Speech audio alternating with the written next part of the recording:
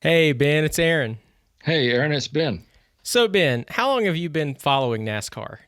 a lifetime. Well, how fitting then that we're the hosts of the A Lifetime in NASCAR podcast, which will highlight NASCAR's history with analysis and anecdotes from a couple of NASCAR historians, namely myself, Aaron Burns, and my buddy Ben White, who has covered the sport since AJ Allmendinger was in diapers.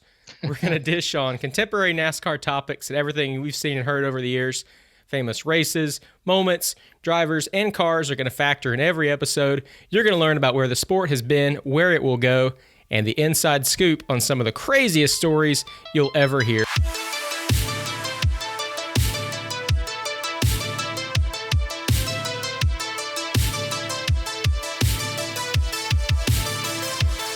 And to kick things off, Ben, this being the fifth episode, we've talked about car numbers 1, 2, 3, and 4. Seems like it only makes sense that we talk about the 5 car. There is a ton of history with the number 5 car in NASCAR. Tell me a little bit about some of the things that you think of when you see a 5 car. Well, I'll tell you the truth, Aaron. The first thing I see as far as modern day is Hendrick Motorsports, who brought the number 5 into NASCAR, or reemerged the number 5 into NASCAR in 1984 when he started. Rick Hendrick started what was then called All-Star Racing, Yep. And later on it became Hendrick Motorsports. But their first driver was Jeff Bodine, and his first win was at Martinsville Speedway in 1984. And but if you go way further back than that, if you look back to a gentleman by the name of Cotton Owens, who won the first NASCAR race in car number 5. That win came on August 16th, 1960, and it came at Piedmont, South Carolina Speedway in Spartanburg. And that was a Pontiac he was driving that day. But there's a lot of history to the number 5. And we were talking about Jeff Bodine leading into this. Well, actually, Terry Labonte is the driver who has the most wins with the number 5 with 12. And ironically, with Terry, he won the Southern 500 in 1980 as a major surprise, driving for Billy Hagan. That Yep. day it was a number 44 car. But then, ironically, how fate would have it, his final victory of his career was at the 2003 Southern 500, driving the number 5 Hendrick Motorsports Chevrolet. So Yep. he wins the first race at Darlington and wins his last race at Darlington. I just think that's really cool. But number 5 has got a lot of history. So why don't we ever have any other drivers named Cotton in NASCAR? I mean, don't you feel like it would be more colorful if we got some guys with names like Cotton? Oh yeah, I think so. I think it'd be kind of fun to to try to revisit that. You never know, man. Somebody may come along and use the Cotton label, and I'm not 100% sure. I'll be honest, where the cotton came from. I don't know. I'd like to know too. Yeah. And that's something I guess we need to research sometime. But now that you mentioned it, I'm really not sure where the name came from. But to come back and listen to another one of our podcasts, we'll have you an answer for that for sure. Absolutely. So when I think of the 5 car, growing up, it was Terry Labonte in the 1990s, and that gorgeous Kellogg's car. I remember rooting for him to beat Jeff Gordon in the 96 race for the championship. And down the stretch, Ben, Gordon won so many more races in 96 than Terry Labonte did, but it was truly a testament to how just how consistent those 5 guys were with Terry Labonte and Gary Dehart. They won the Charlotte Motor Speedway fall race, the 500 miler, when the Charlotte's fall race was on an oval. They won that. He ran so well at North Wilkesboro that year, and they just barely edged Jeff Gordon. So, I mean, I think Terry won 2 races that year. Jeff Gordon won close to 10. I mean, and it just goes to show you that if you have some mechanical problems, even in the old format, I mean, this was kind of similar to last year in the Cup Series with Kevin Harvick winning, it seemed like every Sunday, and then he doesn't win the championship. And everybody's like, well, that's not right. It used to not be that way. Well, the truth is, it's kind of always been that way. There's always been stories of guys who, won a bunch of races and didn't win the championship. Bill Elliott, 1985, won the Winston Million, won 11 races, didn't win a championship. Darrell Waltrip won it.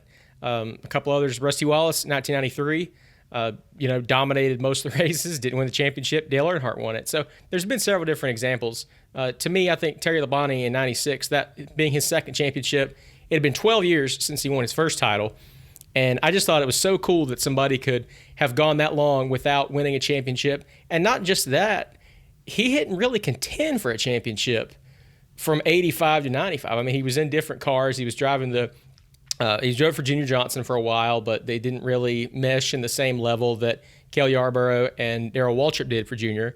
So they won a whole bunch of races. They won some. And then he drives for Billy Hagan for a while. I mean, his career was really resurrected with Rick Hendrick in that number 5 Kellogg's car. They had a whole lot of success. And I think you're going to see somebody else whose career is being resurrected this year in the number 5 car for Rick Hendrick, and that's Kyle Larson. Ben, how do you think Kyle Larson's going to do this year? I think he's going to do really well. I think he's a tremendous driver, tremendous talent on the racetrack, and it's kind of neat to see the number 5 come back. No disrespect to Dale Jr.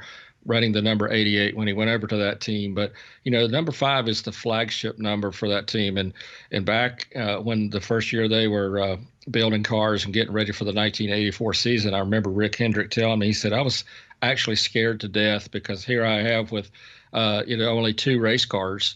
And I've got it's actually, there's a boat shed that's still up there at Hendrick Motorsports, and that's where that first team was housed out of.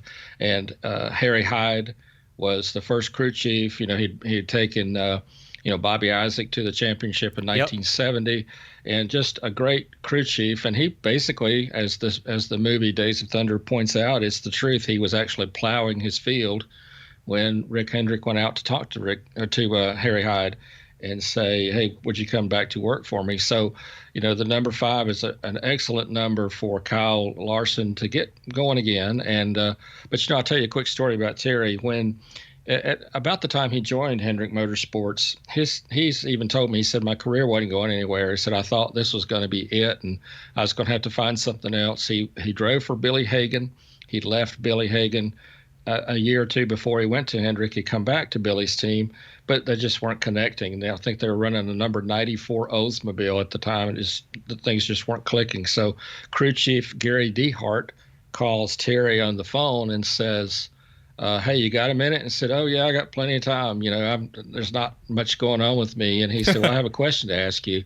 He said, would you like to drive the 5 car at Hendrick Motorsports? And he busted out laughing and said, sure. And I'd love for every day to be Christmas, that kind of thing. And yeah. And he's like, no, I'm really serious. Would you like to drive the 5 car? He said he was totally shocked that he was all in the discussion to drive the car. And sure enough, because Ricky Rudd had been in the car, and went to form his own race team, and went to the number 10. But he was just shocked. He said, I really didn't think I was on the radar.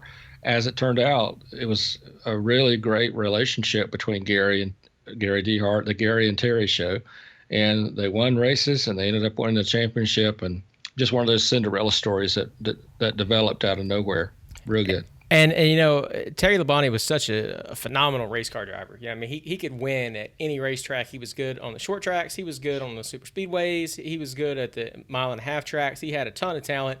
When the 1990s superstars are discussed, I feel like Dale Earnhardt, Jeff Gordon, Mark Martin, Rusty Wallace, Dale Jarrett get most of the recognition. And there's a reason for that. Those guys were phenomenal in the 1990s, but Terry Labonte kind of doesn't get enough credit to me for the things he accomplished, in particular, not just beating Jeff Gordon to that championship in 1996, but beating everybody to that championship. There were a lot of guys that were big contenders in 96, Dale Earnhardt among them, and it's such a credit to Terry Labonte and Gary Dehart that those guys were able to do that.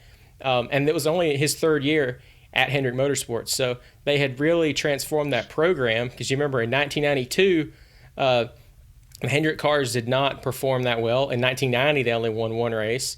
In 93, they only won 1 race.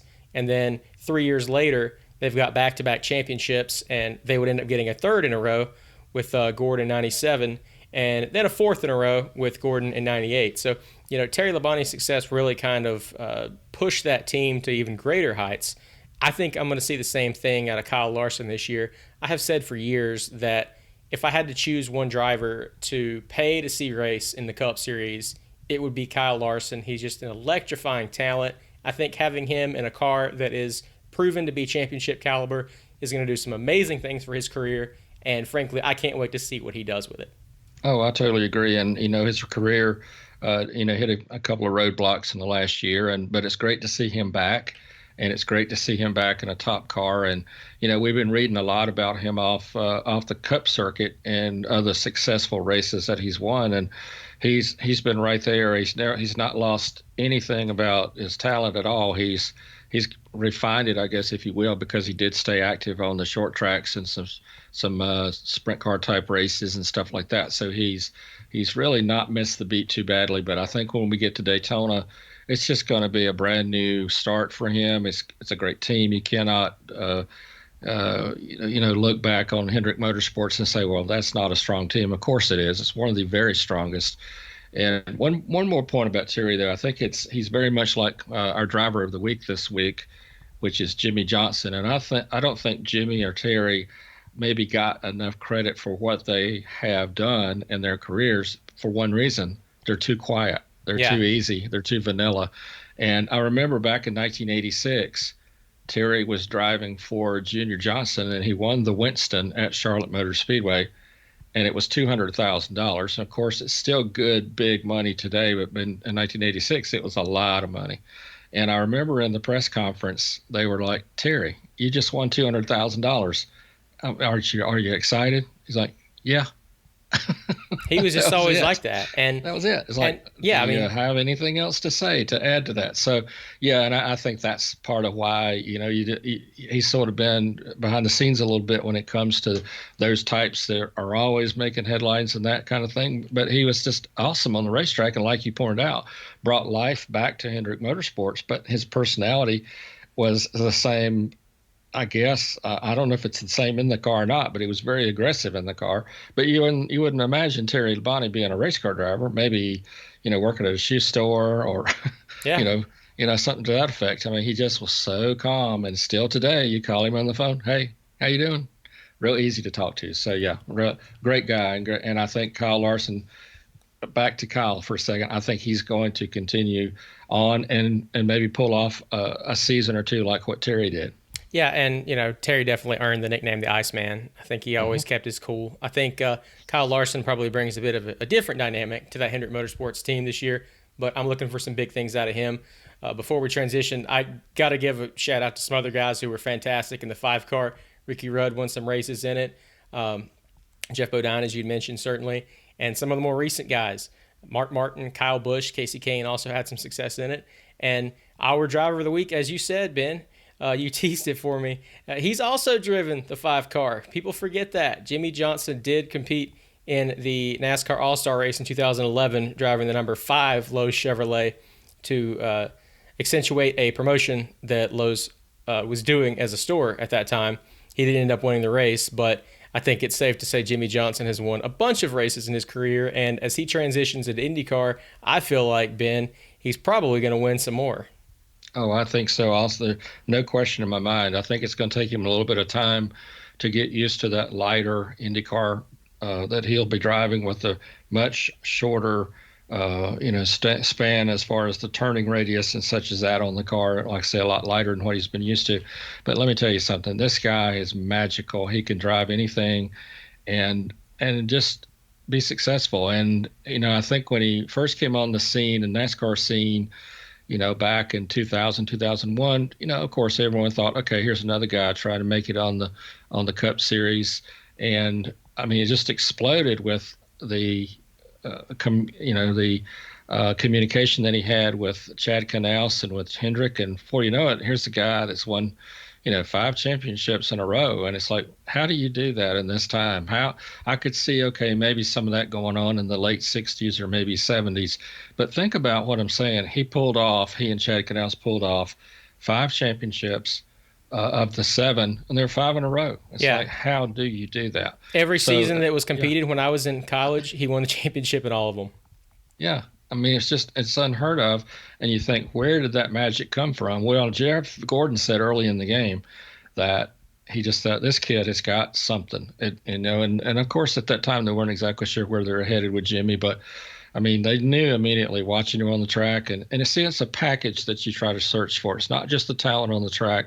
It's the ability to talk with sponsors off the racetrack and represent them well, and represent yourself in the media. And he was just a total package. And at the end of the day, you're looking at 7 championships, 83 wins. And ironically, he tied Cale Yarborough for the number of wins in his career. And also, Cale Yarborough was the only driver to win 3 championships in a row, and he surpassed that by having 5. So it's just he and Cale kind of parallel each other a little bit in their careers, but just a tremendous driver and a tremendous person too. When you sit down and talk to Jimmy, if you had no way to know who he was and you lived under a rock and you sit down with him, he would give you all day long talking about what you want to talk about. And he was very humble. He wouldn't cram all this in your face and look how great I am. That's not Jimmy Johnson. He's just a down to earth, really cool guy, and I'm glad to be friends with him. Yeah, and I've interacted with Jimmy on numerous occasions, and I do have to bring up the point that Jimmy retired from the Cup Series with 83 wins, and I've often joked with friends and family of mine that Jimmy Johnson won 83 races in his Cup Series career from 2001 through 2020. And he really won 83 through 2017, through the summer 2017. So he goes out and he wins Dover. The next week, I go to Canada for the Canadian Grand Prix. First time I've ever been to Canada. And he never wins another race. So I've often joked that Jimmy Johnson has the curse of me going to Canada because as soon as I go up north and come back, he never won another points race. And it was strange. It was like literally the week after that, and he never won again. Yeah, he won the Busch Clash, but he didn't win a points race. But to your point, Jimmy Johnson just has a fantastic personality. He does not have that aura of superiority that I think some people would expect a 7-time champion to have. And frankly, he deserves to have one. He succeeded in everything he's done through the years as a driver. You were absolutely right, Ben. Jimmy can drive anything. Not only can he be so quick in a Cup car, I think he's going to get up to speed pretty quickly in an Indy car. He's driving for a fantastic team with Chip Ganassi and one of the greatest IndyCar drivers of all time. Honestly, the Jimmy Johnson of IndyCar and Scott Dixon, that guy's going to be his teammate. So that's going to be exciting. But Jimmy has accomplished so much other than those things. The guy was phenomenal in trophy trucks. He was very good in asphalt late models coming up through the ranks. He flies to Bahrain a few years ago to test a McLaren Formula One car with 2-time world champion Fernando Alonso. And then by the end of the day, he's only 2 or 3 tenths a lap down from Alonso, who's one of the greatest F1 drivers of all time. So you could put Jimmy Johnson in anything, in a motorized bar stool, give him a couple hours of practice, and he's just going to run laps around you. The guy is he's such a talent, but he's also a true consummate professional in every way. I've worked with Jimmy at press events at the Speedway, and when we had downtime, he was just giving me suggestions on restaurants to try in Charlotte. So I've gone to Barrington's in South Charlotte several times on Jimmy's suggestion, and it's phenomenal. So a free plug to the folks at Barrington's in South Charlotte. Jimmy Johnson, and I told the guy who owns it, Bruce Moffett, owns a series of restaurants in Charlotte, among them Good Food on Montford, which some of my friends like to frequent. But that was Jimmy's suggestion. I was just like, just off the cuff, we're kind of just standing around. Jimmy, what are some places I ought to try? I live around here, and is there anything I haven't tried? He's like, well, you ever been to Barrington's? I was like, I've never even heard of it. He's like, well, you need to check that out. The place is really good. They got all kinds of stuff. And I was like, what do you get? He's like, well, I get the pasta dishes a lot. Channy, it's his wife, Chandra. She gets, whatever kind of the special is. And so we're just talking about restaurants. But that's the way Jimmy is. Super down to earth, never draws attention to the person that he is and the fame that he has. And I'll tell you a quick story, Ben. Haven't told a lot of people this story. So Lenny Baticki, one of my colleagues at Charlotte Motor Speedway and a longtime friend and mentor to me personally. Well, Lenny was an executive with Richard Childress Racing for much of the 1990s and the early 2000s. And one of the things that Lenny was tasked with was hiring potential talent to drive for Childress. You start them out in the ARCA or trucks or the Busch Series, and you bring them up. And he was actually a big proponent of bringing Kevin Harvick to Richard Childress Racing, and it's safe to say that Kevin Harvick has proven himself to be very worthy of that opportunity that he got. But there was a time when, Lenny would, and I think this is good of any scout. This is in NASCAR, this is in any sport. Broaden your horizons, expand them, look outside the box. Lenny would think outside the box. So he is going around trying to find a guy. He's got a guy. He races trophy trucks. His name is Johnson. He's out in California. Been doing it a long time, really successful. So he invites him and this group out to dinner. Well, it's Ricky Johnson. He's a really successful trophy truck racer. So he's trying to woo Ricky Johnson to sign with Hendrick to sign with Richard Childress and to, maybe kickstart a NASCAR career. And so Ricky's thinking about it, and, they go to dinner, and, Ricky brings his buddy with him, and he's like, yeah, this is my friend Jimmy, and everybody's like, hey, yeah, nice to meet you, man. So anyway, Ricky, tell me, what would you want out of a prospective NASCAR opportunity? Didn't even realize, nobody thinks at the time that that's Jimmy Johnson. And there was a bidding war, not long after this. So there's still a little time passes before Jimmy gets signed. But, the late, great Dale Earnhardt really wanted to pair Jimmy Johnson with Dale Jr., and it would have been a very good pairing, because I don't like to play too much of the hypothetical card, but I'm going to play that card for a second, Ben. So you got to bear with me. Yeah, sure. Jimmy Johnson was sponsored in the late 90s by Pennzoil. He drove the number 44 car in what was called the ASA series, which was super exciting. If you've never heard of it, you ought to go look them up. It was really fun to watch. Jimmy drove the number 44 Pennzoil car in ASA. So if he would have signed with DEI, it's easy. He's already got the Pennzoil sponsorship. If they want to run a second Pennzoil car with Steve Park or give Park a new sponsor, there's kind of that in already. But Jeff Gordon and Rick Hendrick snapped him up before Jimmy could go to DEI, and the rest is history. But yeah, Lenny joked with me about that, and about, sitting at the dinner table, Jimmy Johnson's there, and it was just at a time where nobody really knew him yet. He hadn't proven himself in the asphalt world.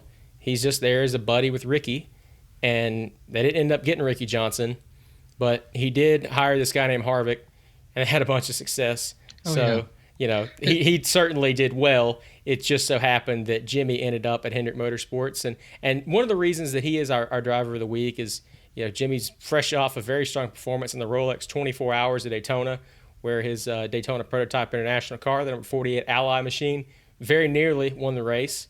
So Jimmy hasn't won the Rolex 24 yet. He's come close on multiple occasions.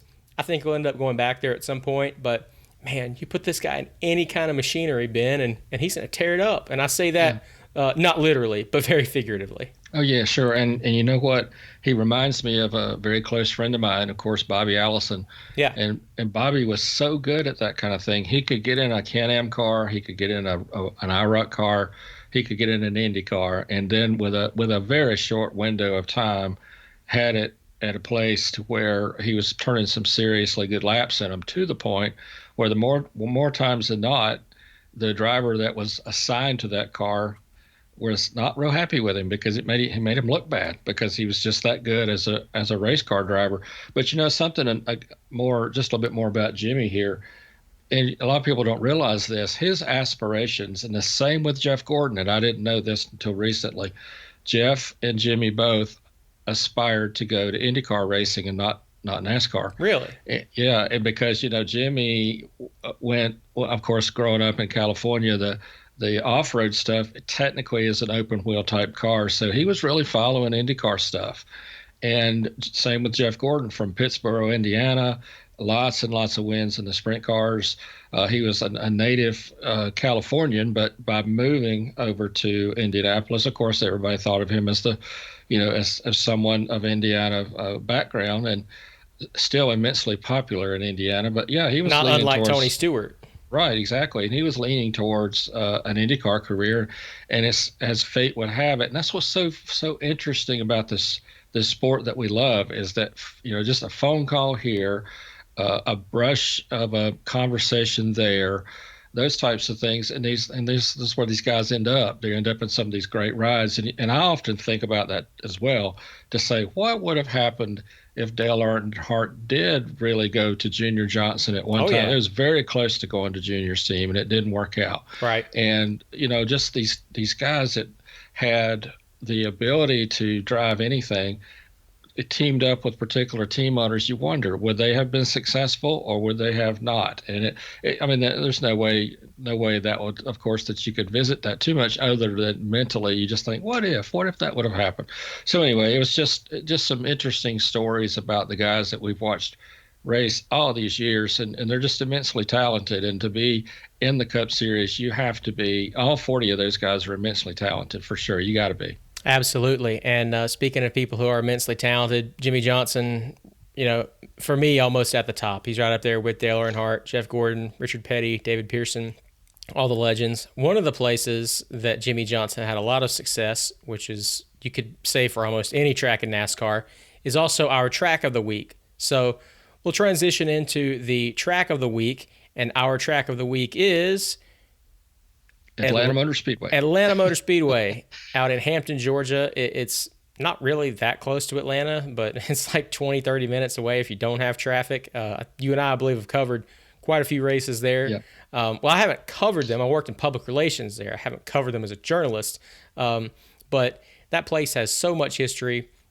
It was known for a long time as the Atlanta International Raceway before Obert and Smith purchased the racetrack in 1990 and wound up reformatting it into the quad oval that you see today in 1997, one of the fastest tracks in the Cup Series. I believe when Dale Jr. won the pole there in 2010, it was the fastest lap for a COT car, even faster than on the restrictor plate tracks. So that's how quick it is around there. And it is, to put it mildly, it is a bit of a bumpy surface, but I'll tell you what, the race fans love that racetrack. They're very proud of it, and the drivers love racing there. It eats up tires. I feel like you could use a second set of tires after 2 or 3 laps of racing there, Ben. But, a ton of history there. When you think of Atlanta, what's your favorite race or your favorite moment that you've seen or heard there? Well, it's no question, Aaron. The one race that comes to my mind before the track was reconfigured was, of course, the 1992 Hooters 500, when you had so many storylines. And I'll try to go through them very quickly, but you had like 7, 8 drivers that could technically win the championship that year. Davey Allison, all he had to do is finish, I believe it was like 16th, maybe. All he had to do is finish, and he was going to be the champion. It was the first race for Jeff Gordon, the last race for the King, Richard Petty. And then to top it off, top the cake with a little bit of ice cream, you had Bill Elliott, Alan Kawicki battling lap after lap after lap for the championship. And even my close friend Ken Martin, who now works with NASCAR Productions, he was working for ESPN at the time, and they were looking at him, Larry Newber and Bob Jenkins. They kept looking, and Benny Parsons looking at him like, who's going to win this thing? And every lap it would change. And the way it came down was that Alan Kawicki had led a lap and led the most laps, and it came down to a 10-point difference between he and Bill Elliott. Even though Bill won the race, Alan came out 10 points ahead. And I'm telling you what, it was one of those days. I was there to cover it. It was one of those days that you couldn't blink because things changed so quickly. And I got to say this about our buddy Davey Allison. When he did crash, he and Ernie Irvin got into. Ernie spun in front of him.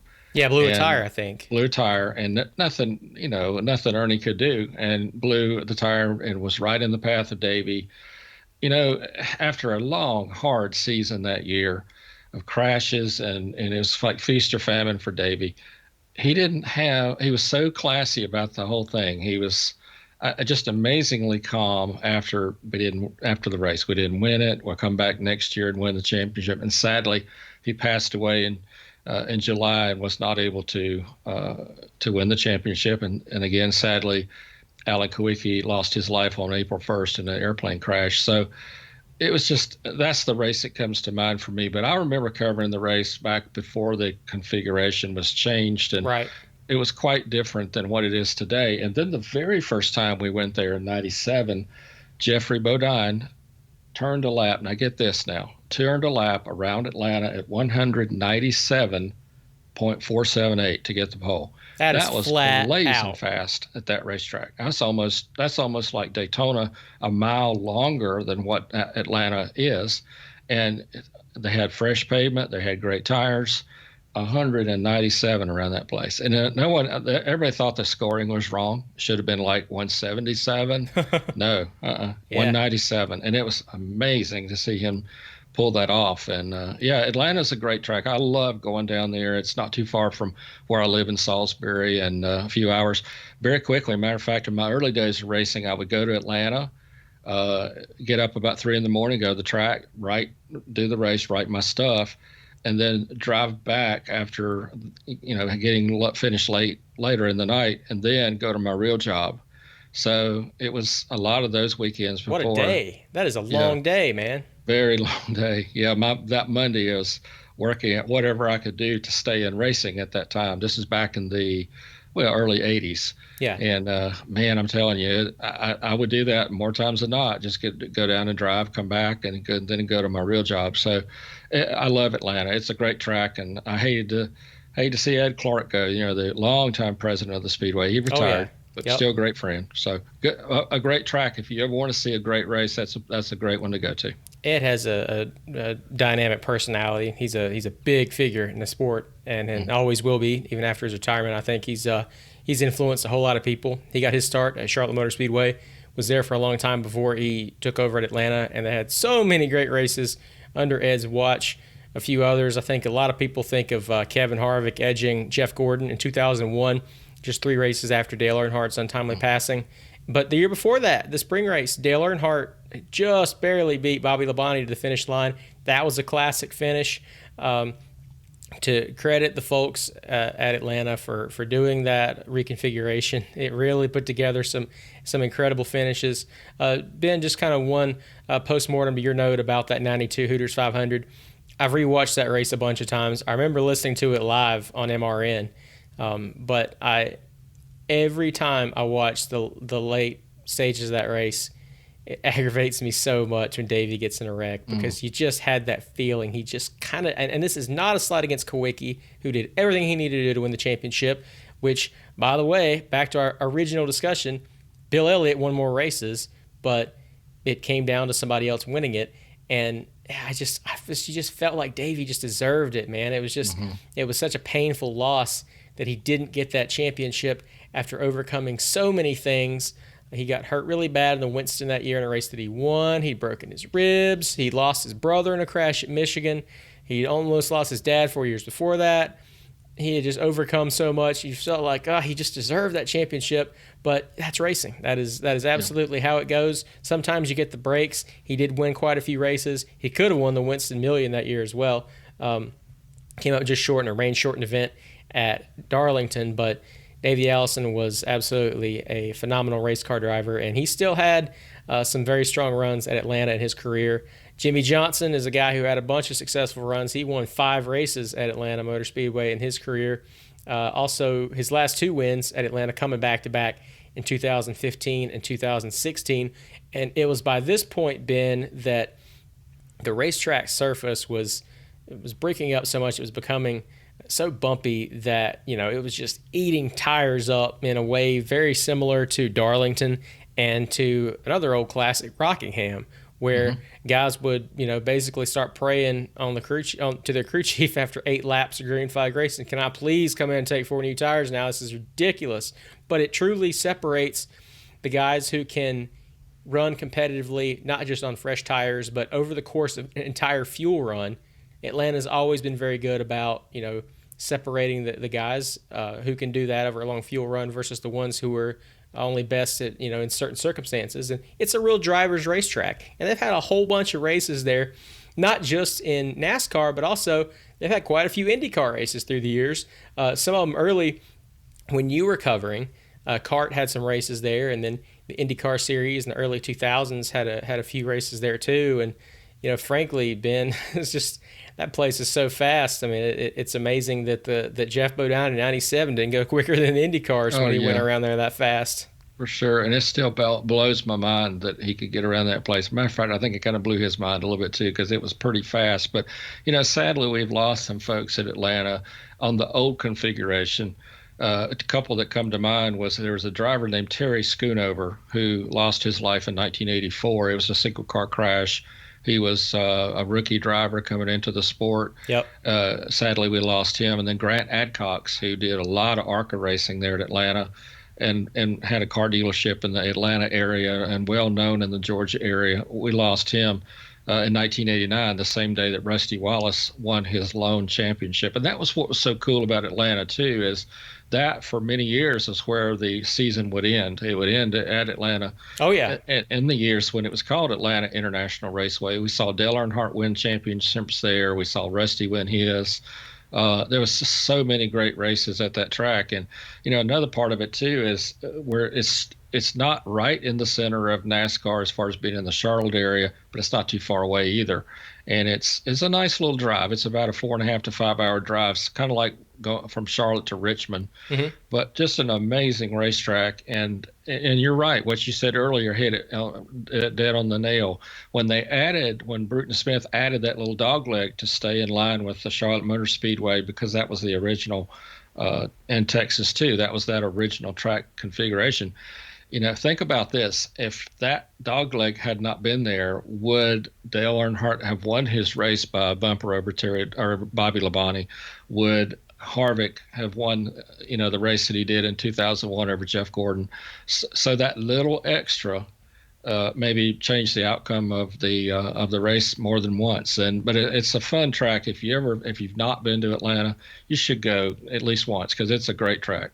Yeah, and you get 2 chances to do it now since they're back to having 2 race dates again. But to piggyback that point, Ben, you brought up something very valid about the fact that they redid this, they redid the facility and changed the layout, adding that dog leg. What that also did was it enabled them to pave part of the infield grass area and turn it into a legend car track, not unlike the quarter mile at Charlotte Motor Speedway, which was based in layout terms at least. You can't really replicate Bowman Gray in any way, but in terms of track length and everything, it was based on Bowman Gray. They brought that also to Atlanta Motor Speedway, and that's where Joey Logano, who's already won a Cup Series championship, he's only 30 years old, that's where Joey got his start, was winning races in legend cars at Atlanta Motor Speedway. So it's not just a place where Cup Series drivers have enjoyed a lot of success.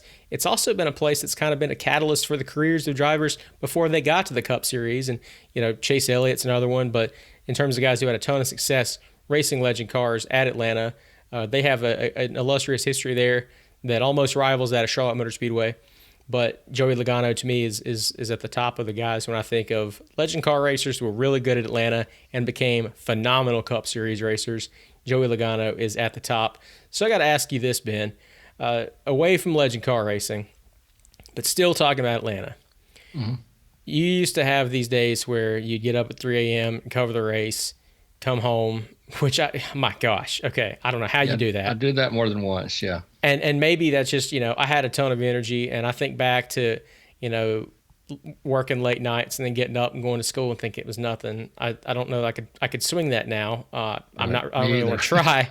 Right. But so they're racing in July this year. Would a younger Ben White have considered getting up at 3 a.m. and going and covering a race in Atlanta, Georgia in July, which is about as hot as the equator, and then driving home? Would you try that now? Oh, I would. If you were younger, even. I'm no question. If I was about 40 years younger, yeah, I just turned 60 this year. This is back when I was about 23, 24 when I was doing that. And it took some effort, okay? It wasn't easy. But I thought, I love racing so much, I just can't miss Atlanta. I got to be there. But to answer your question, yeah, I think I would do it again if I was a little bit younger. I would do it if I had to today, but it would be a really tough Monday after work. No doubt, man. But racing in Atlanta, and I'm pretty sure, I'm 99% sure about this. There were other times in NASCAR history where they did have races in Atlanta in July, but that's really hot. I mean, when you're trying to work on a race car and get a car to perform in that type of temperature, I mean, you're talking mid 90s at some of these races. Oh, at least. Yeah, that's going to be a real factor as far as getting the cars to set up and all that. But yeah, it's going to be different. There's no question, because here, for years we've been down in Atlanta in early February or early March. Yep. I guess it would be early March, and it would be really cold. There was, a matter of fact, I remember a weekend there in Atlanta when it snowed blue blazes. It snowed 4 feet.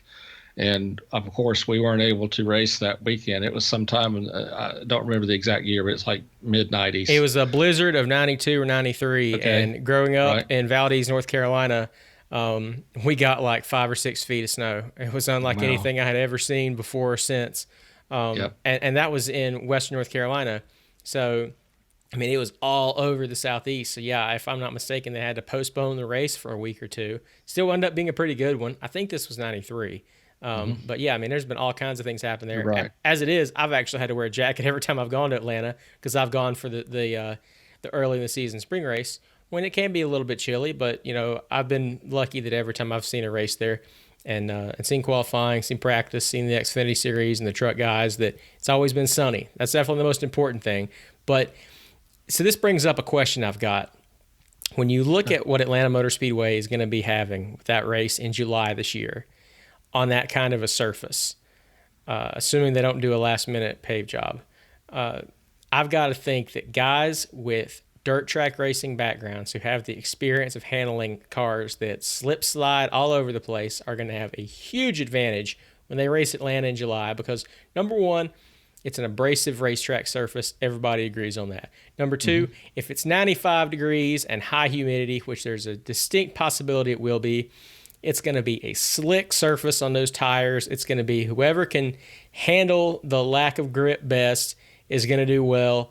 And I think the guy that we were talking about in that number 5 car, if I had to pick, we're months out, but I think that Kyle Larson has a very distinct possibility of winning that race just because I think it's going to be somebody who could handle a really loose, poorly gripping race car in a lot of heat.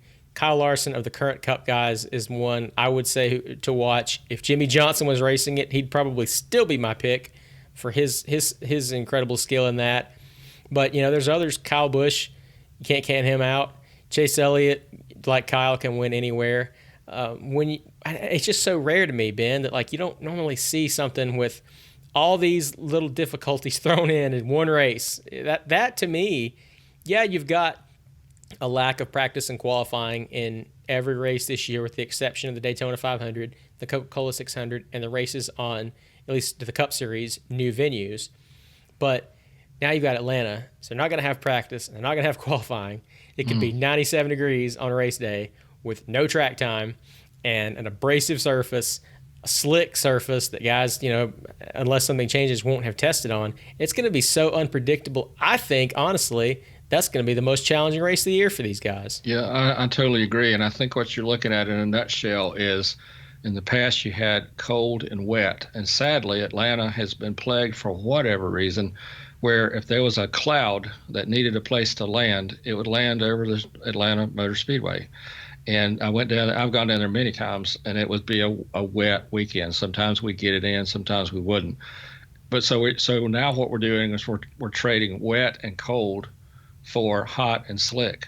And you're dead on the money on that too. As far as Kyle Larson, that's what he's done all his life is sling a car into a turn around 5 or 6 other guys who are slinging cars in the turns, and it's a piece of cake in a sense that he's used to that. There are some drivers who aren't used to that, who didn't grow up that way. And yeah, he'll be a factor. I mean, a big factor in the race. Another one that you mentioned, I was thinking before you said him, was Chase Elliott. Chase has got something that he can adapt pretty well to anywhere he goes. Plus, it's his home track, right? So he wants to win. Yeah, it's his home track. Got a lot of fans there. Of course, as of late, being really, really good on road courses, but that's going to play in his favor also. Anybody that's good on a road course, in my opinion, I think it's going to be good at Atlanta too, because you got to adapt to rights and lefts. You're not going to do rights and lefts in Atlanta, but you need to be able to drive a loose car. Looser the better. If you're used to driving that, then I think you're going to succeed really well. The temperature is going to play a factor. Just go ahead and write that in. The tires they can't be slick and they can't be too hard, because that's just going to be horrible. So they got to work on that now. But yeah, it's going to be. I'm glad I'm not doing it. Let's put it that way. I'm glad I'm in the media center of the press box. I'm glad I don't have my name on the roof line over those things, because it'd be a caution waiting to happen if I was out there, I promise. Well, you said not going right and left. I think if somebody's car is pretty loose, they're probably going to be turning right as much as they turn left, especially coming off turn 4, man. I've seen those guys hanging out there. But yeah, that's going to be an absolute show, I think.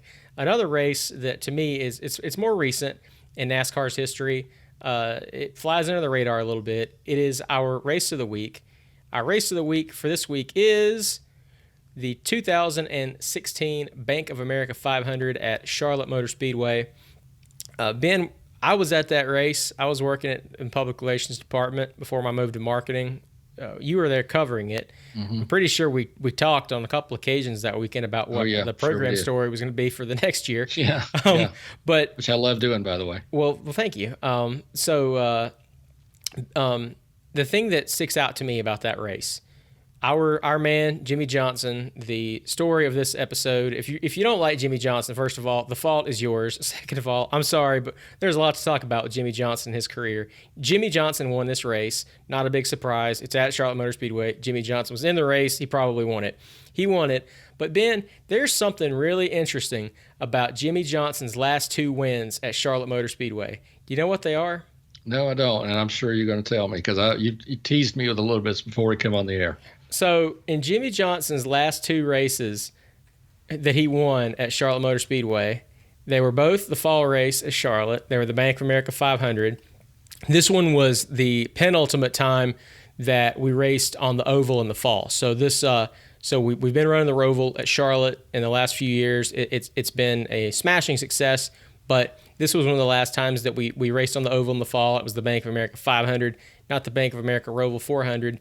But in Jimmy Johnson's last 2 wins at Charlotte, 2016 fall race, 2009 fall race, the top 3 were exactly the same. What are the odds of that? I know, that's wild. Jimmy won both. Ben, Matt Kenseth finished second in both, and Casey Kane finished third in both. Well, maybe that says something about the talent of the 3 guys that you just mentioned. It could be. They all won races at Charlotte, but none of them won as many as Jimmy did. Right. Yeah. And I mean, that's the first thing that comes to mind. That's an interesting fact, and I didn't know that. But it also states how that racetrack caters to a particular driving style, because you're right. Matt Kenseth actually got his first career win as a World 600 or Coca-Cola 600 winner. That's right. And I believe Casey did also. I think Casey's first was at Richmond, but I mean, he, as many have said, his best racetrack in NASCAR, no question, was Charlotte Motor Speedway. Yeah. And it was, I mean, but to think about that for a second, you got Jimmy, Matt, and Casey. They all had success at the track, and yeah, I could see it is odd.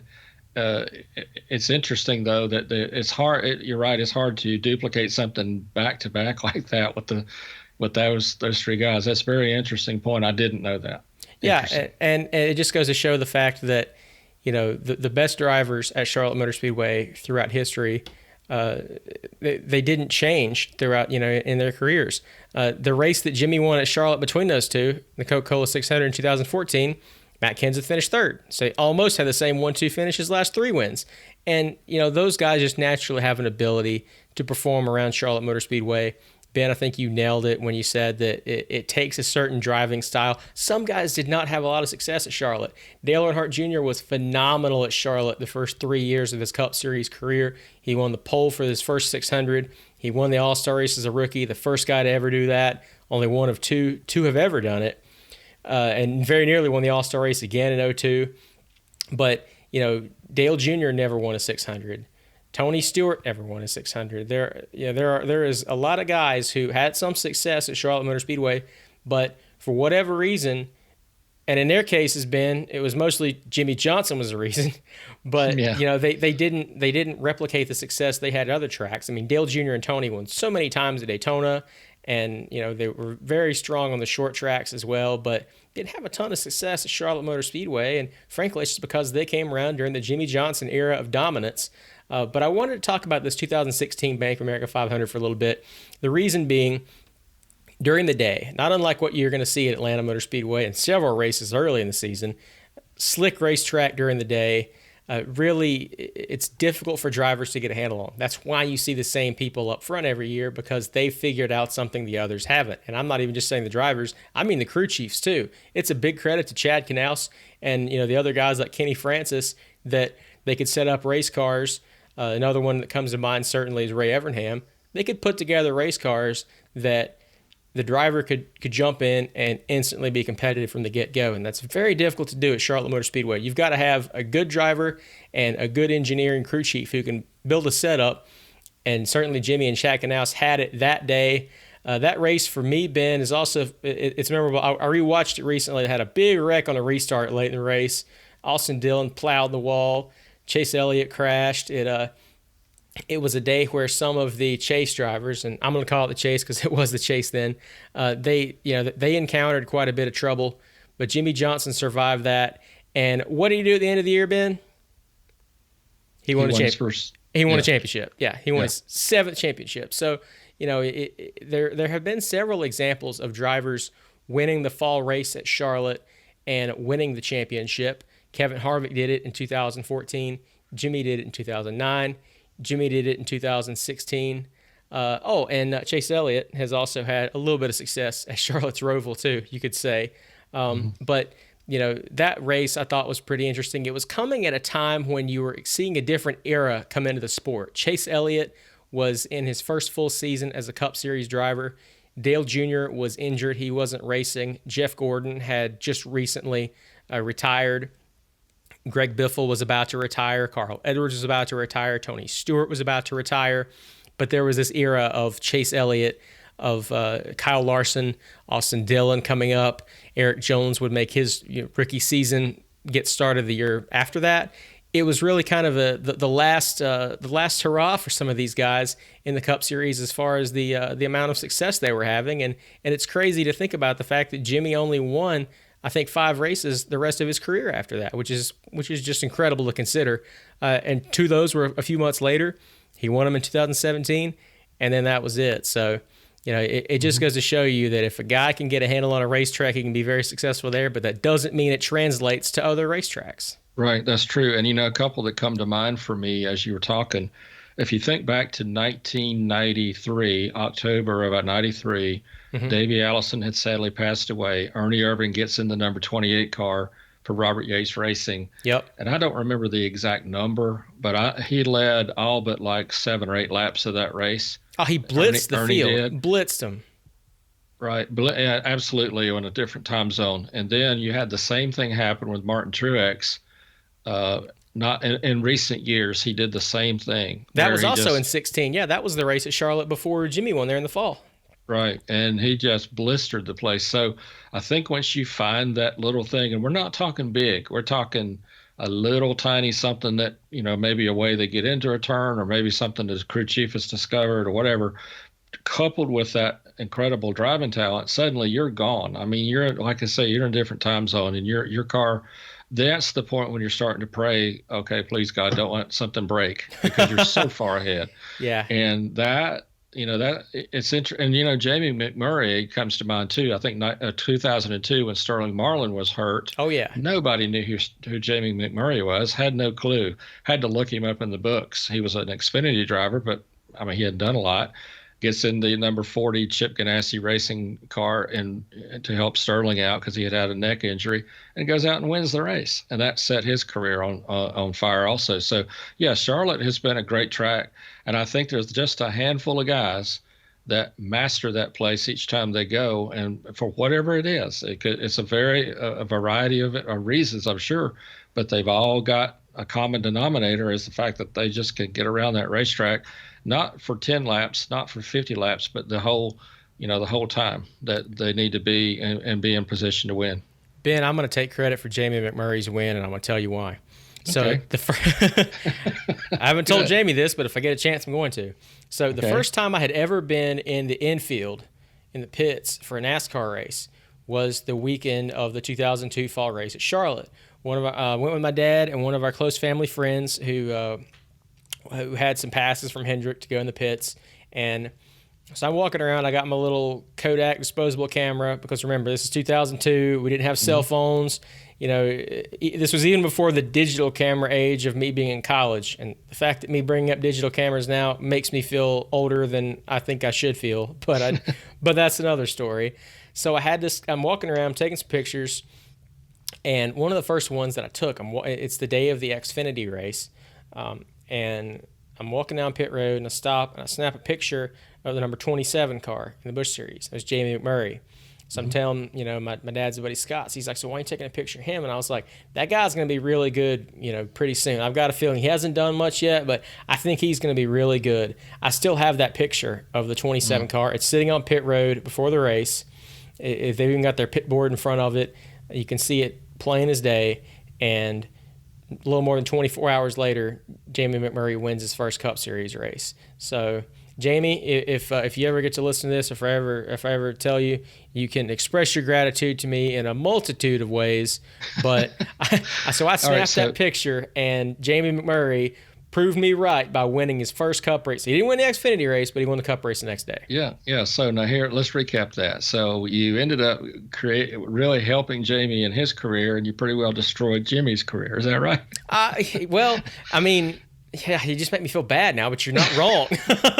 So, and I've covered so many races that Jimmy won. So yeah. I know I wasn't his bad luck at Charlotte because I'm just kidding with you. Yeah, I know. And you've got an argument. And again, man, I don't say this out of pride when I tell people, I'm like, and I realized this a couple years ago. It was after we come back from Canada. It was a year or two later. I was like, people were started talking about Jimmy having not won. And I was like, God, his last win was the week before he went to Canada, and he still hasn't won since. So my get-out-of-jail-free card for that one, Ben, is he did win the Busch Clash. He didn't win a points race, but he did win the Busch Clash after we went to Canada. Otherwise, the Jimmy Johnson Canada curse is my fault because maybe he would have won a bunch more. Maybe he'd have 100 wins if we didn't go to Canada. But I really wanted to check out an F1 race, and unfortunately, Jimmy's trips to victory lane took a big hit because of it. Yeah, well, if your tires have been flat for quite a while, more than once, it could be Jimmy. But I got one I want to share with you. It just came to mind. It was one of the funnier stories in that same vein. I had worked with. We were talking about Terry Labonte earlier. I worked with Terry's pit crew to do a magazine story on what it's like to be a crew member. This is 1986 at Rockingham, March of '86. Okay, and so I'm pretty much in the way most of the time, but the guys are nice to me and let me do some things and turn a few wrenches and stuff. And by the way, that's where I met Bobby Labonte for the very first time because he was a crew member. Yeah, very very young Bobby Labonte. So anyway, we get to the point where we're about to qualify, and Terry's car number is number 44. So a guy named Pete Wright, who worked with Bobby for years and worked for Junior Johnson, neat guy. Uh-huh. He's retired from racing now, but super neat crew member. And he said, well, we've taken a vote, and we're going to let you do something cool. We're going to let you pull the number out of the hat to see where we qualify. Are you serious? Back then, yeah, they take a hat and they put numbers in. And right. The key to the thing is you don't want to be in the top 10 because the track's too hot. And by the time you get to the end of the session of qualifying, you've got rubber on the track and that kind of thing that's going to help you do better. Ben, please tell me you didn't draw one. No, but I almost that good. And so what happened was Pete looked at me and said, all right, here's the deal. If you pick something in the top 10, we're going to hang you in the truck. It's like, okay, I get it. Yeah. All right. So I'm my hand's shaking here. Okay. I don't want to let the guys down. They've been really kind to me all weekend. So believe this or not. Okay. I don't know where to call it, give the good Lord credit, whatever. I pulled out, his car number was 44. I pulled out 44 and there were 44 cars in the field. As it turned out, Terry Labonte won the pole for that race because I pulled number 44 out of the hat, who happens to be his car number. So, hey, I mean, that's my only claim to fame. And then Pete said to me in a very dry voice, he's like, okay, we'll let you stick around another day or two. And I told that story to Terry, and Terry had never heard that. I spoke to him on the phone recently. He said, no kidding. He was laughing the whole time I was telling it to him. But he said, I never had heard, I remember you helped us, but I never had heard that story. So it came out, 35 years later or something. But yeah, I was shocked that I pulled number 44 and there were only 44 cars in the field and he went out last and won the pole. So there you go. That's my claim to fame. I've got to look it up now. I'm curious where Terry finished because I was hoping you were going to tell me he won. Well, but Morgan Shepherd won a spring race. But guess what? It is the truth. And I meant to say it. Terry did win the race. Okay. All right. He did win the race, and we went to victory lane, and it was cool. That is awesome. But, I mean, I was just, I guess I was so, even telling the story, I was so floored with doing it, I forgot to tell you that he won. But it was just cool. It was one of those, I'll never be able to pull this off again. Usually when I pull a number out of a hat, it's the hat size, okay? I just can't, I can't get the right numbers. So anyway, it was just one of those fun deals that happened, and I still laugh about it. We've been the good luck charm for a few guys. I still take credit for being the good luck charm for Jimmy because the first All-Star race I ever covered as a journalist, Jimmy Johnson won it. The second All-Star race I ever covered as a journalist, Jimmy Johnson won it. One of the first Coca-Cola 600s I ever covered as a journalist, Jimmy Johnson won it. You see where I'm going with this? Yeah. So, Yeah, so and you're on the payroll, I guess. yeah, I wish. But I mean, Yeah. really, the guy who owes me is Jamie McMurray Yeah, of because I mean course. that good luck picture, man.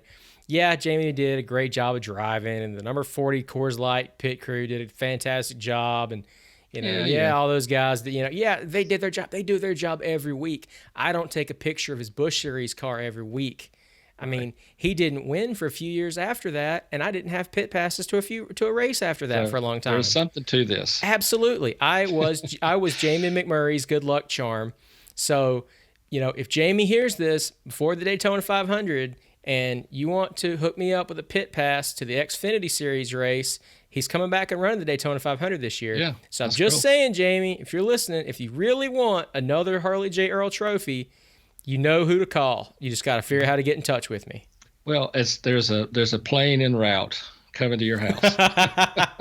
Hey, man. And I think he's actually got a decent shot at running pretty well this year. I think, Yeah. obviously Jamie has a reputation for being a very good restrictor plate driver. So I'm excited to see how he does. But, I never saw Jamie win. You know what? I take that back. Ben, one of the first All-Star races I ever covered as a journalist, Jamie McMurray won it. So I'm absolutely Jamie McMurray's good luck charm. I mean, Hey, so there you go. I mean, there's no question. You can analyze this 64 ways, and you always come out with, hey, Aaron Burns is the man, and your phone should be ringing in a couple of minutes. my phone is in airplane mode right now, but I'm just assuming I'm going to get a message from at least Jamie McMurray's crew chief saying, man, you've got to come down. So, and it's funny because I told Greg Biffle a similar story. The first time I ever went to Daytona was in 03. Jamie McMurray did not win because we didn't go to the Busch race. But we go to Daytona for the first time. We won tickets. So my dad and I went to Speed Street, which if you've never heard of Speed Street, in the Charlotte area, Speed Street was this huge deal, particularly in the 90s and early mid 2000s. I'm not sure if it's going to happen this year, but at that time, this was the big deal. And it was even a big deal in the 2010s, which is depressing to say because that decade's already over. But they had concerts. Drivers would have show cars. You could practice changing tires on a cup car. My dad tried that. Met all kinds of race car drivers there through the years. But we went in 2003, and I met Richard Petty for the first time, which was super cool. I think I mentioned that in a previous episode. But my dad, I mean, I wasn't even paying attention, right? So we're walking by something with General Mills, and they've got you can sign up and you can win tickets to the Pepsi 400 at Daytona. So my dad signs up. I wasn't even paying attention. Like a couple of weeks later, they call us at home. I'm out of school by then, and we won. We won the trip to Daytona. So we got to go to Daytona, and I'm hoping that Dale Jr. is going to win, and he led a bunch of laps, and it wound up being a fuel mileage race. Greg Biffle wins the race, and I told Biffle about 12 years later, I was doing an interview with him for a story for Speed Sport magazine, and I was like, Greg, you kind of struggled in 03 as a rookie. Not surprising. A lot of people have. And then I go see you race at Daytona, and you get your first win. And his first, I mean, just deadpan, his response was, do you want to go back to the next race? So That's cool. That's fun when you can have those experiences like that and be able to tell the driver. I'm never going to tell Jimmy that Terry I went to Canada. I mean, I love telling him that story. And he said, I'm telling you straight up, I'd never heard that before. And I'm just really glad you helped us out that day. I'm never telling Jimmy that I went to Canada. As far as Jimmy knows, next time I see Jimmy, as far as Jimmy knows, I've never been to Canada. So nobody tell him. Okay, I'll keep your secret for sure. Nobody tell him that I went to Canada and he never won another Cup Points race because, it's just, it is funny though, Ben, that we've had these moments and we've been very blessed to enjoy these kinds of things. Yes, we have. And interact with these people, and you kind of forget they take on such a humanizing element. And this is Jimmy Johnson. This is any NASCAR driver. They have this humanizing element that when you're talking to these folks, whether it's be in an autograph session, for an interview, press conference, press event, whatever it is, you just remember, they're just people like you and me, They got to drive to work just like everybody else. There's at some point, Jimmy Johnson has sat in line waiting for his lunch to drive through just like everybody else has. Probably ordered something healthier than I did at the time. But, it just goes to show you that, that these folks really are, good people. And, we only want to take a little bit of the credit for the fact that we are unequivocally their good luck charms. Right, Ben? Yeah, for sure. And I'll share another quick one, then we can go on here. But I remember once I was at Charlotte Motor Speedway to do an interview with someone. I can't remember, one of the staff people there, Hmm. maybe Marcus Smith. I'm not Okay. sure. And so I left the speedway and I went down there. If you turn out the front gate and go left, there's a little, and still is, there's a little convenience store down there. The So I Citgo stopped. station. Yeah, man. I've Yeah, gotten I gas there a stopped. bunch of times. Yeah, and I stopped and got gas, and I thought, well, I'm gonna go in and get a Coke. I go in this place. I kid you not. I look around, and on one knee on the bottom at the bottom shelf where the gum aisle is Jeff Gordon. And I walked up to him and say, "Hey, what do you think? I should just tell everybody you're in here?" And he's like, "No, no, no, don't tell anybody." Kind of laughed. When But was of all the this? people in the world to see buying gas at a convenience store, he said, "Well, I had to get gas too, so my car's right out there, and I had to come get some gum." And it's just neat. And I think that's what's so cool about NASCAR is that we have access to the drivers, and the fans do too. And in some other sports, it's a little harder to get to that particular superstar. But I think NASCAR has always built itself on family, always built itself on just being accessible to the fans. It's always been that way, and I hope they never change that because you're right. They're just like we are. They just do this for a living.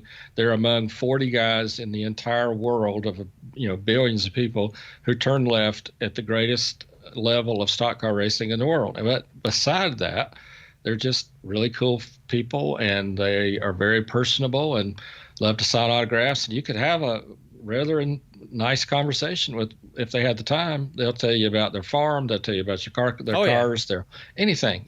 And they're just normal people, and it's so refreshing to have that in a professional sport. So Ben, you gotta tell us, where did Jeff finish in the next race? Did he win?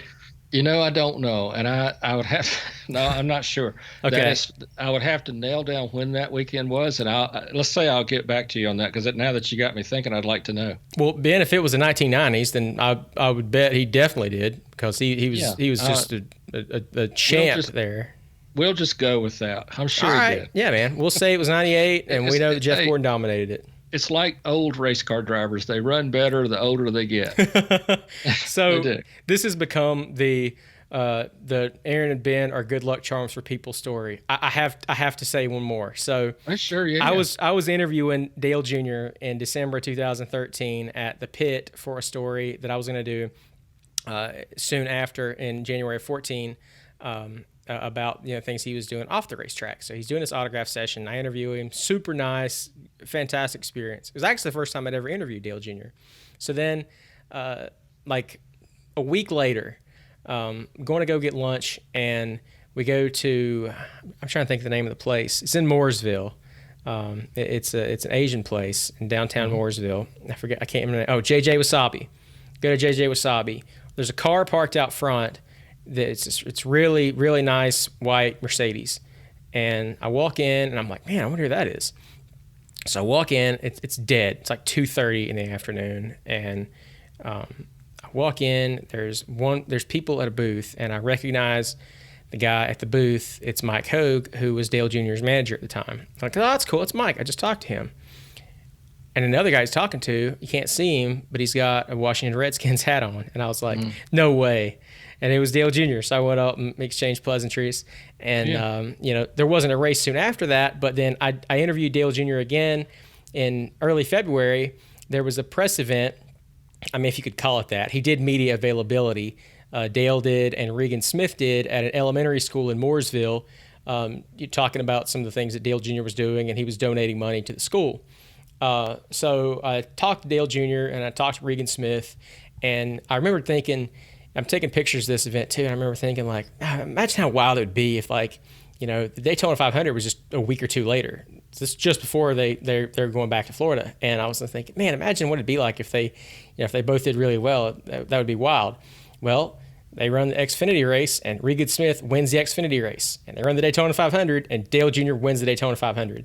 So maybe it was right place, right time, whatever it was. But I interviewed those guys, and they won the very next race they ran in the points races. So pretty wild stuff, Ben. We've been. Man, you need to call the PR folks and just give them that story. And let them bid on who gets to fly you down to Daytona. So there you go. That sounds like a good idea. I've told a few of them, and it seems like they're kind of bemused by it, but I have never been propositioned with even free tickets or free swag. But you know what? You just got to keep trying, man. Just got to keep trying. Keep pushing, man. That's it. And so wrapping up with the fifth episode. Hopefully Ben and I, when we come back for episode 6, maybe Ben or myself will have run into somebody else and they'll have won a race by then. We're going to be getting very close to discussing speed weeks at Daytona, leading up to what should be a very good Daytona 500. Denny Hamlin is going for his unprecedented third 500 victory in a row. I don't think I've ever been Denny's good luck charm. Ben, you ever got any stories of helping Denny Hamlin win? Sorry. Well, no, not a lot there. Sorry, Denny. Maybe next time.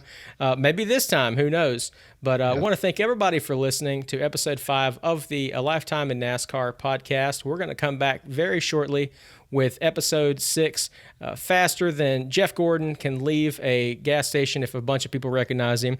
So until then, I'm Aaron Burns. Ben White, thank you so much for joining us. Thank you guys for listening. We're going to be back very soon. Until then, take care.